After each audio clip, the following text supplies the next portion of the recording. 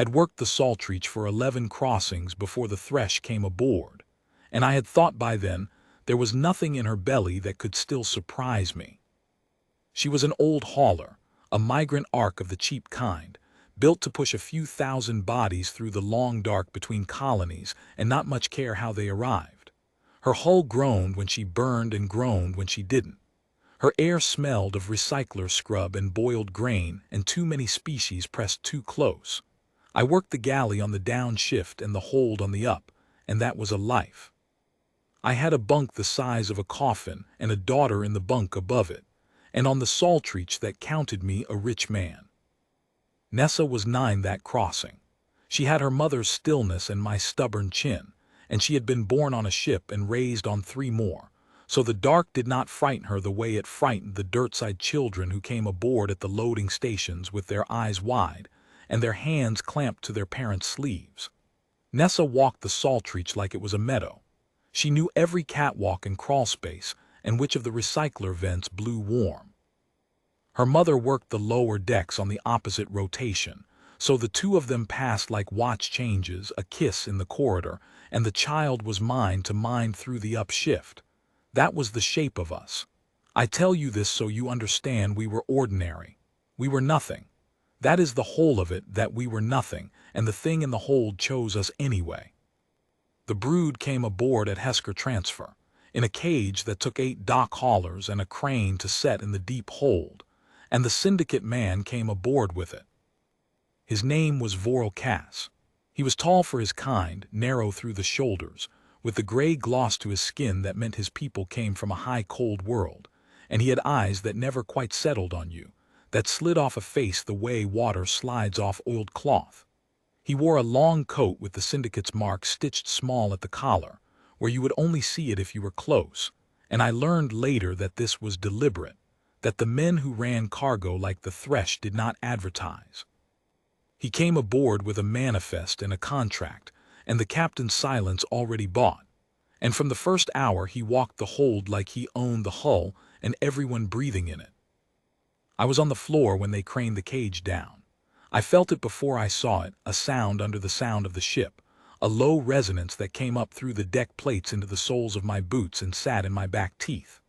The refugees in the hold berths felt it too. I watched a whole row of them go quiet at once, 3 different species, their conversations dying mid-word, their heads turning toward the deep hold like flowers turning to a cold sun. Then the cage came down through the open bay, and I saw the Thresh. I had heard the word.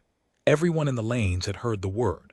The Thresh were the story you told to frighten a crew into locking their hatches, the chitin things, the sickle hunters, the brood that had emptied a survey world and left the relief ships nothing to find but armor and silence.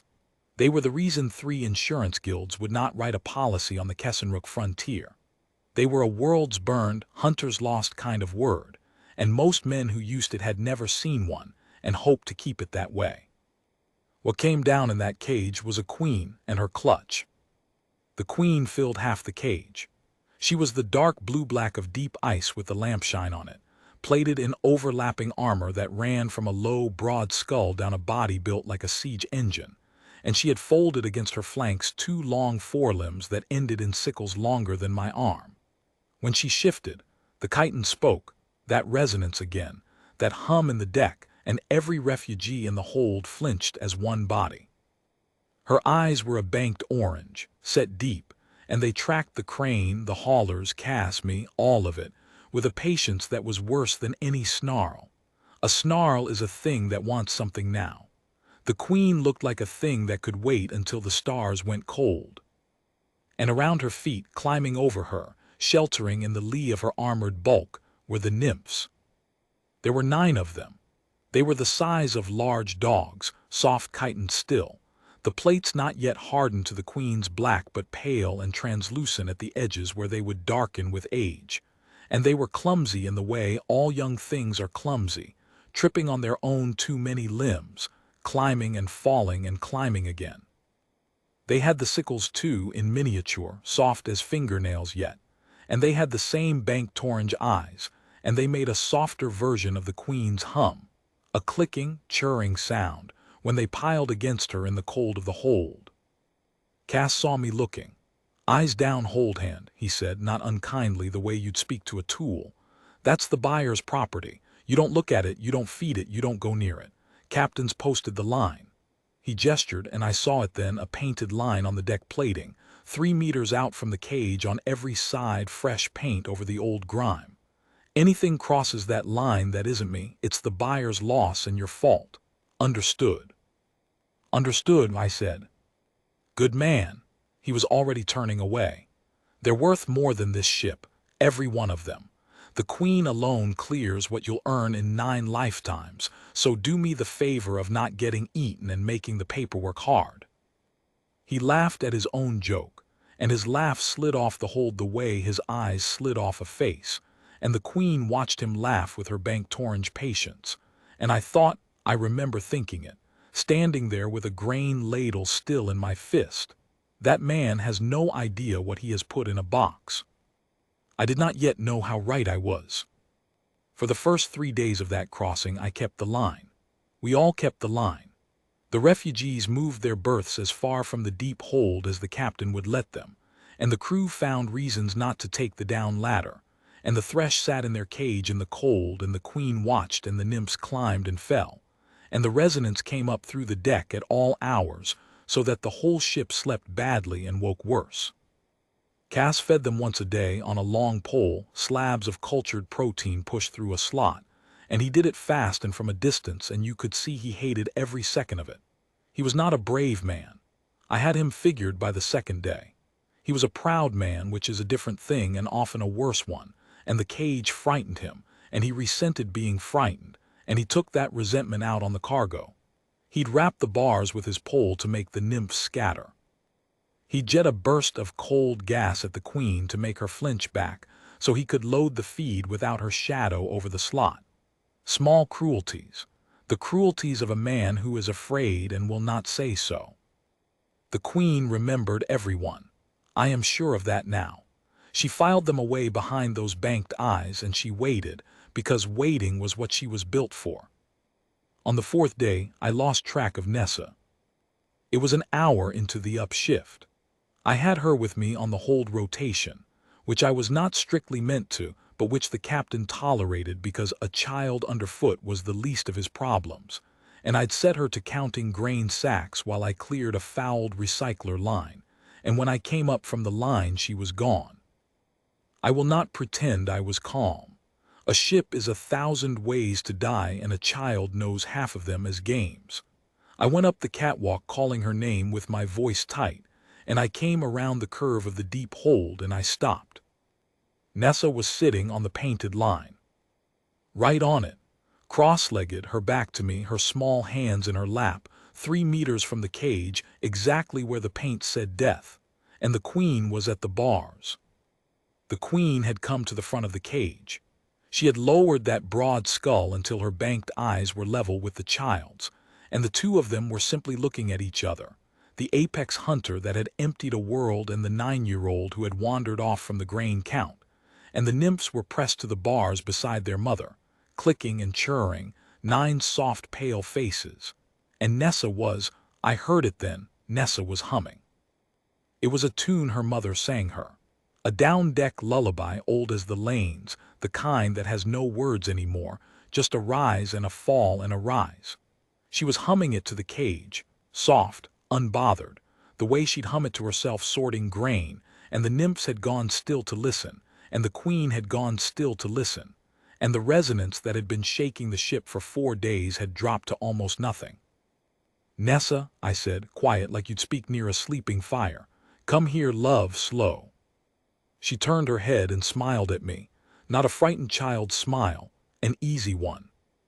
"They were sad," she said, as if that explained anything, as if it explained everything. "Listen, they're not sad now." And she was right. The clicking had changed. I am not a man who imagines things into beasts. I had worked livestock dirtside as a boy, and I knew the difference between a sound an animal makes and a sound a man wants to hear. This was the first kind. The nymphs were making a sound that was the opposite of the sound they'd made when Cass rapped the bars. A low, even content sound. The Queen made it too, deep in that armored chest, and the deck under my boots warmed with it instead of shaking. I crossed to my daughter. I did not run. Running is what tells a predator the prey has understood. I walked, slow, ordinary, and I crouched at the line and put my hand on her shoulder, and the whole time the queen watched me, and her sickle stayed folded. Up close she was the size of a thing that should not fit in a cage at all.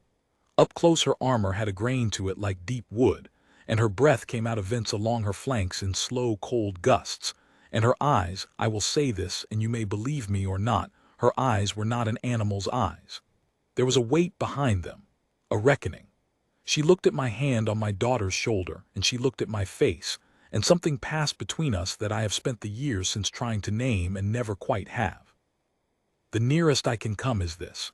She looked at me the way one tired parent looks at another across a crowded room, both of them up too many nights, both of them holding something small and precious in a hard place, and what passed between us was not a threat and was not a surrender. It was a recognition. You too, her eyes said. You are one of these. You stand between the small ones and the cold. I know what you are because it is what I am. We have to go now, I told Nessa gently. Cass comes at the bell. She nodded and she stood, and she did a thing then that stopped my heart in my chest. She reached out just for a second before I could catch her wrist, and she touched the bars, and the nearest nymph pressed its soft, pale face against her fingers, and she said, "Good night, then," to the brood that had killed a world, and she let me lead her away up the catwalk, humming. Behind us, the queen made the warm sound until we were out of the hold. I should have told the captain. I want that understood. I have turned it over enough nights to know that the man I'd like to have been would have gone straight up to the bridge and told the captain his hold hand's child had been sitting on the buyer's line, and let the captain post a guard or move us berths or do whatever a sensible man does. But the captain had sold his silence to Cass, and I knew it, and I knew what Cass would do if he learned a human child had been near his 9 lifetimes cargo. He'd have moved us to the worst berths on the ship, or put us off at the next dirt station to walk, or worse, and I had a child and a wife 2 decks down and no money and nowhere to go. So I did the small wrong thing that ordinary men do when they're cornered. I told Nessa never again. I made her promise, and I went back to my line.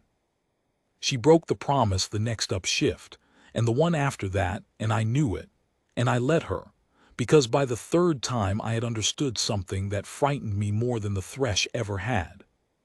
The brood was hers. It was not that they tolerated her. The captain's old security drone tolerated her. The galley cat tolerated her. This was a different thing. By the end of that first week, the 9 nymphs would come to the front of the cage the moment her foot touched the down ladder, 3 decks up, before any of us could have heard or seen her. They knew her tread. They sorted her out of every other body on the ship by some sense I never named, and they wanted her. And when she came, they climbed over each other to be nearest the bars on her side. And when she left, they made a sound that I can only call grief. A thin descending keen that the whole deep hold took up, queen and clutch together, until a refugee woman 3 berths over started weeping and didn't know why. And the queen had decided about me. I don't know how else to put it. Where she watched everyone else with that ice patience, she watched me the way you watch a man you have agreed to trust against your own better judgment, warily, but watching for me, not at me. When I crossed the hold, she tracked me to be sure I was still between her clutch and the cold of the ship. When Cass came to feed, she put her bulk to the bars and her sickles half unfolded, and she made the ship shake. And Cass cursed and jetted his gas and got the feed in fast and got out. And the moment he was gone, she'd settle and look for the child or look for me, and the deck would warm again. The crew noticed. You cannot hide a thing like that on a ship the size of the Saltreach. The refugees noticed first because they had nothing to do but watch, and they began to come to the rail of the upper catwalk on the upshift to look down at the human child sitting on the death line humming to the brood, and they were not frightened anymore. They were something else. They were comforted. I watched a Hesker grandmother who had buried half her family in a colony war sit at that rail, every shift with her chin on her folded hands and her old eyes soft, watching my daughter and the thresh. And one shift I asked her why, and she said a thing I have never forgotten. She said, "Because if the worst thing in the dark will lie down for a child, then maybe the dark is not the worst thing. Maybe we will arrive." The crew gave it a name. They always give it a name. There was an engine deck hand, a broad, blunt fellow named Bexty whose people communicated half in scent and who had taken a liking to Nessa, and it was Bexty who first called it in the galley over the downshift slop, in a hush like he was saying something in a temple. He said it was the quiet keeping, the way the brood kept the child, the way the cage that should have been the most dangerous place on the ship had become the only calm one. By the end of the second week, the whole crew said it, and the refugees said it, and it traveled the berths the way a good word does in a bad place. Go and sit by the quiet keeping. It'll settle you, and men who would not have crossed the hold at gunpoint a month before would now eat their meal on the catwalk above it for the peace of it. Cass hated it. I watched it eat him through that second week. He was a proud man, I told you, and pride cannot bear to be made small, and the quiet keeping made him small in a way he could not name and could not stop. He had come aboard the master of the hold, the man before whom the most dangerous cargo in the lanes cowered, and now a barefoot human child walked past his painted line, and the brood that shook the ship for him went soft as a hearth for her. He saw the refugees at the rail. He saw the way Bexty and the others would stop talking and look at their boots when he passed, and he knew he was not stupid, only proud. He knew they were measuring him against a 9-year-old and finding him the lesser thing. And there was the money. I came to understand the money mattered more than the pride in the end, because pride is loud and money is quiet and patient like the queen. Cass fed the brood to keep it alive to the buyer. But a fed brood is not the same as a calm brood, and somewhere in the second week I overheard him on his handset, low and sharp, telling whoever held the other end that the cargo was going domestic, that the queen wasn't showing, that the buyer was paying for a war brood and what was riding in his hold was turning into a litter of house cats. I did not understand it then. I worked it out later the way you work out a wound after the fight. The buyer was not buying 9 lifetimes of beauty. The buyer was buying killers, a war brood for a fighting pit or a culling or worse, some frontier baron's private terror, and a war brood is worth nothing if it has gone soft, if it lies down and hums for a child. The quiet keeping was not just making Cass small, it was emptying his pockets. And there is a kind of man for whom an empty pocket is a wound that has to bleed on someone, and Cass was that kind, and the only someone in reach was a child. He started small, the way cruelty does.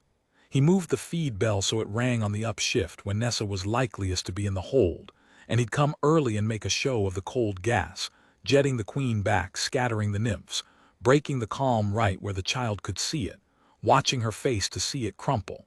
It didn't crumple. Nessa would just go quiet and wait, and when he was gone she'd hum the brood back down, and the calm she rebuilt was a rebuke he couldn't answer. Then he posted a new line. He repainted it closer to the cage and farther from the catwalk, and he told the captain a child had been seen near the cargo, true enough, and the captain, who'd sold his silence and would sell anything, posted it. No berth folk below the upper catwalk on any shift. He thought that would end it. He didn't know my daughter, who knew every crawl space on the ship, and who came down the warm recycler vent that let out behind the grain stacks, on her belly, silent, to sit at the old line and hum, and was back in her bunk before the down bell with grain dust on her knees and that easy smile on her face. And what was I going to do? Beat her? She wasn't being bad. She was answering something that called her. I have never in my life seen a thing answer a call so true. The brood grew. That was the part nobody had counted on, least of all Cass. The nymphs were not house cats. They were the young of an apex thing, and they were growing on the long crossing the way young apex things grow when they are fed and warm and unafraid. Fast, faster than fast, their pale soft chitin darkening week on week toward the queen's deep blue-black, their sickles hardening from fingernail soft to edges that could open a feed slot. The ones that had been the size of dogs when they came aboard were the size of hounds by the second week, and the size of men by the third. The cage that had held a queen and a clutch was holding, by the start of the fourth week, a queen and 9 half-grown hunters, and the bars were the only thing on the saltreach that did not seem to have noticed. I noticed. Cass noticed, and it scared him sober for about a day, and then his greed and his pride did the arithmetic and decided that a grown war brood was worth more than a clutch, that the buyer would pay better for 9 hardened hunters than 9 soft nymphs, if only they were still war brood, if only they were fierce. So he set himself to making them fierce. He set himself to undoing the quiet keeping, and the only tool a man like Cass has for making a thing fierce is to make it suffer, and the only suffering that would touch that brood was the one thing it had come to love. I want to tell this part plainly because it is the hinge of everything, and I do not want to dress it up. It was the second day of the fourth week. We were 11 days out from the buyer's station, deep in the long dark, the engines on the slow burn. I was on the hold rotation, clearing the same recycler line I am always clearing, and Nessa was with me, and I'd let her go up to the grain stacks because by then I had stopped pretending I could keep her from the brood and had only made her swear to stay behind the painted line, which she did that day. She did keep behind it. Remember that. She kept the line. It was Cass who crossed it. He came down the ladder with 2 of the crew's loaders and a pole snare and a crate, and a look on his gray face that I did not like at all, and he saw the child sitting at the line humming and his lip pulled back. "You," he said, "birthrat, off my deck. And to the loaders, we're pulling 3 of the grown ones. Crate them separate, run them lean, no feed 3 days. Buyer wants fierce, I'll give him fierce. Get the snare on the big one first." I came up off the recycler line. "Cass," I kept my voice even, "let her clear out first, she'll go." Nessa come up to me. "She'll go when I've gone," Cass said, "or she'll learn what the line's for." And he stepped over his own painted line, into the death space with the snare toward the cage, toward the nymph nearest the child, toward the one she'd touched first, the one whose soft face had pressed her fingers the first day, grown now to a dark half-hunter that still came to the bars for her, and the queen rose. I have seen storms come over a sea. I have seen a station lose pressure and the air go to fog in a breath. I have never seen anything move the way the queen moved when Cass put his snare toward her child. She went from still to the bars in no time at all that siege engine bulk, and the ship rang with it, and Cass fell back a step, and the snare came up, and somewhere in the falling back and the snare coming up he swung, at the brood, at the bars. I have told myself for years it was at the bars, and Nessa had stood, had come forward off the line toward the queen's distress the way she always went toward distress, my brave, foolish girl. And the back of his arm took her across the face and put her down on the deck plating, hard, and she did not get up. The hold went silent. Not quiet, silent. The kind of silence that is a held breath in 50 throats at once. The refugees at the rail, the loaders, Bexty who had come down behind, the queen at the bars with her sickles full out now, every blade of her bared, and the 9 half-grown hunters fanned behind her, and all of it gone utterly still, and my daughter on the deck not moving, a thread of red at her lip, and the resonance that had shaken the ship for a month gone, dead gone. The silence after it was the loudest thing I have ever heard. I crossed the hold. I don't remember choosing to. I remember being at the recycler line, and then I remember being on my knees on the painted death line with my daughter's head in my hands, and her eyes were moving under their lids, and her chest was rising, and the thread of red was just a split lip, and I felt the whole of the dark lift off my chest because she was breathing. She was only stunned. She was only down, and I said it to her, soft, the way I'd said it the first day, the way I say it to her still. I said, "Easy, easy, love. I've got you, you're only sleeping, easy."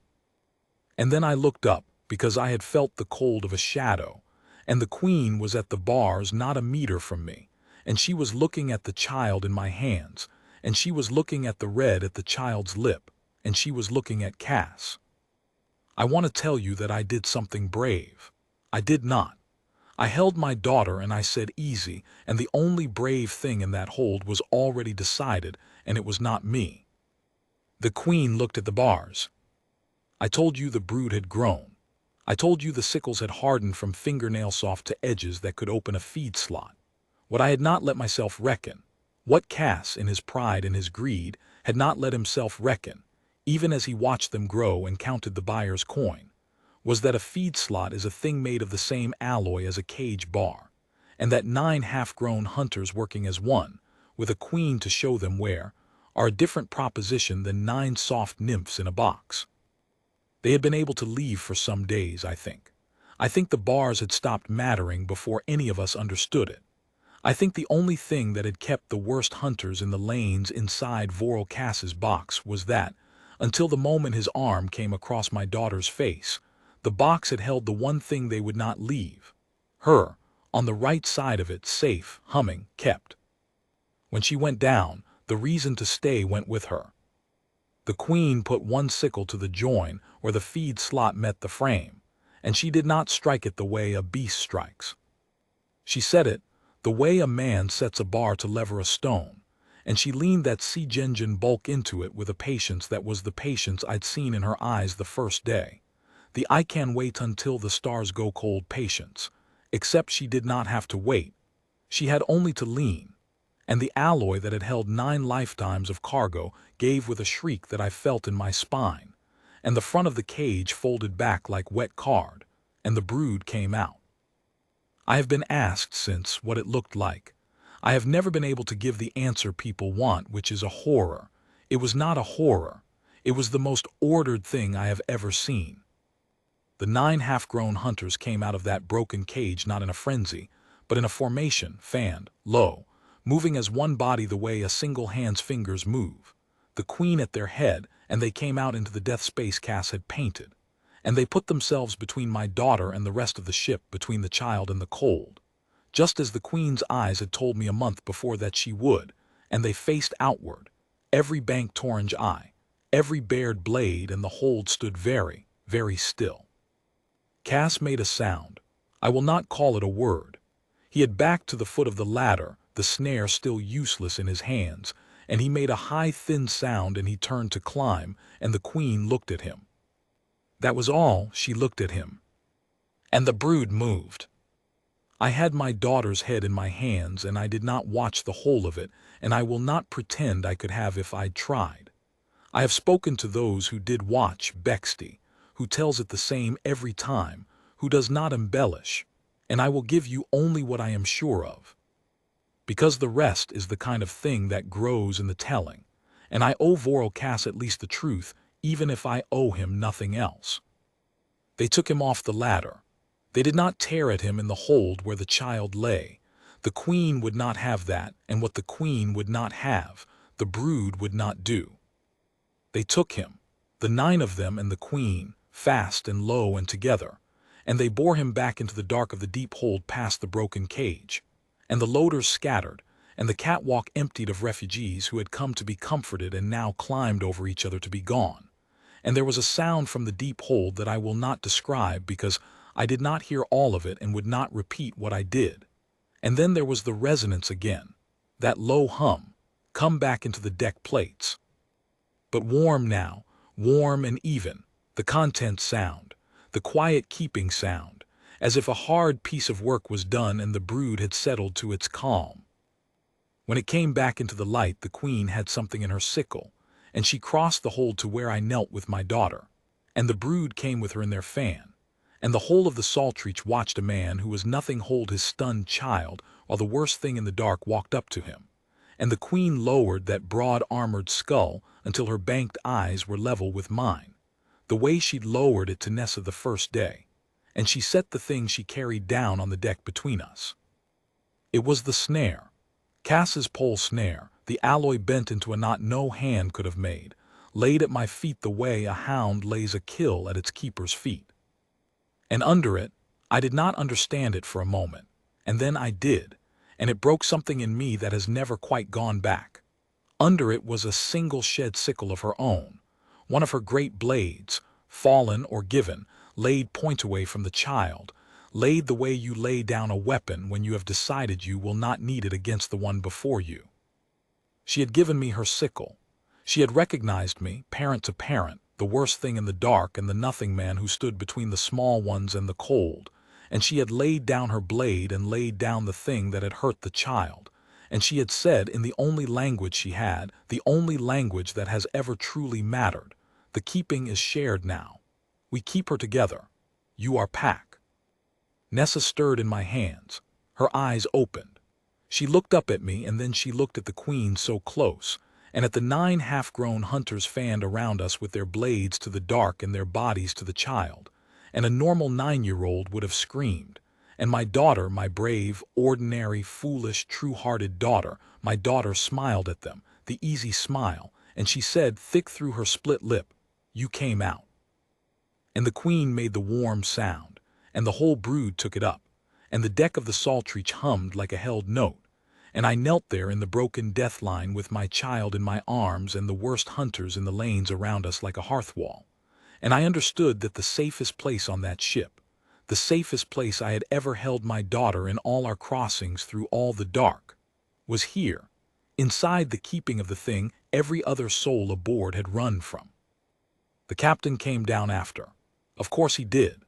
He came down with the 2 security drones the Saltreach still had working, and the sidearm he kept for mutinies, and he stood at the foot of the ladder where Cass had stood, and he looked at the broken cage and the bent snare and the brood ranked around the human child, and he did the arithmetic that men like him always do, the arithmetic of what he could win and what he could only lose, and he put the sidearm away.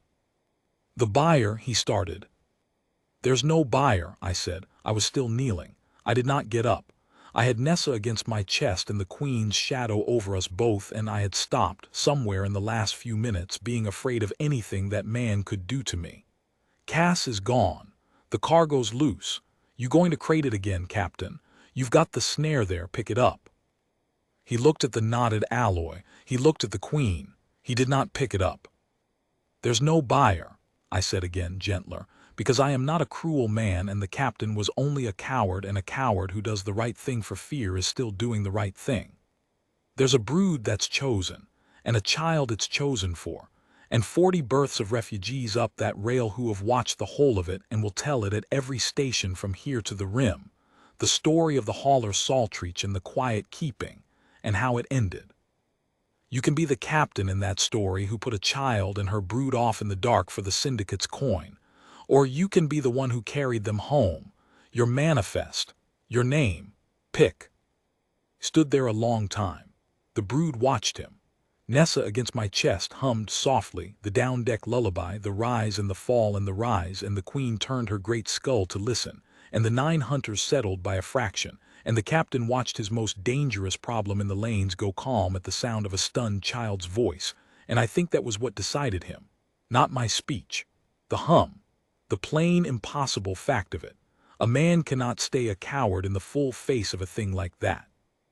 It shames him into something better, whether he wants it or not. "The deep holds theirs," he said at last, rough. "Yours to mind, both of you." He looked at the brood once more, and something moved in his face that might, in a braver man, have been wonder. "God of the lanes," he said low, "what did you raise down here?" "Nothing," I said, and I meant it, and it was the truest thing I said that day. "We didn't raise anything, we just didn't run. We carried them home." It took the rest of that crossing and most of the next, because the buyer's people came looking, of course, at the station, with their papers and their hard faces and their own quiet, patient money, and they stood at the foot of the Saltreach's ramp and demanded the syndicate's property, 9 lifetimes of war brood, and the captain, to his credit, the man found a spine in the end and kept it. The captain said the property had been lost in transit, which was true, and that they were welcome to come aboard and search the deep hold for it, which was also true, and not one of the buyer's hard-faced people would set a foot on the down ladder once they'd looked through the hatch and seen what waited there, because by then the nymphs were grown. That is the part I should end on, I think, because it is the part that tells you the niche of the thing, the shape of what the keeping became. They did not stay small. Things don't. The 9 that had been the size of dogs the day they came aboard, the size of men the day the queen broke the cage, were by the end of the second crossing the size of the queen herself. 9 hardened hunters in deep blue-black with sickles that could fold a cage-like card, and they ranked in the deep hold of the Saltreach around a girl of 9 going on 10. And when she walked the catwalks of that ship, the brood moved when she moved. A small army she had never asked for and did not need. Ranged at her back through every corridor, and the refugees made way, and the crew made way, and the buyers' hard-faced people would not come down the ladder. And the only sound when the whole of that lethal company moved as one through the belly of the ship was the warm, even hum of the quiet keeping, and under it, a child humming a down-deck lullaby with no words, just a rise and a fall and a rise. People ask me when I tell it whether I was ever afraid of them, whether a man can sleep with the worst thing in the lanes ranked outside his bunk and his daughter asleep among its blades. And I tell them what the Hesker grandmother told me at the rail. The thing I have come to believe is the whole truth of our kind and theirs both. That if the worst thing in the dark will lie down for a child, then the dark is not the worst thing, and we will arrive. We arrived. We always arrive now. The Saltreach runs the long lane still, and she carries refugees in her belly and a brood in her deep hold. And at every station the children of the berths come down to the rail to watch the human girl sit among the hunters and hum. And there is not a syndicate man, nor a frontier baron, nor a hard-faced buyer in all the lanes who will reach for what she keeps. Because the story has gone out ahead of us now, station to station, rim to rim. The story of the man who touched the sleeping child. And what the brood did, and the only word the father said before it. He whispered, "Easy, that's all. Easy, she's only sleeping." And the worst thing in the dark rose up and made it so.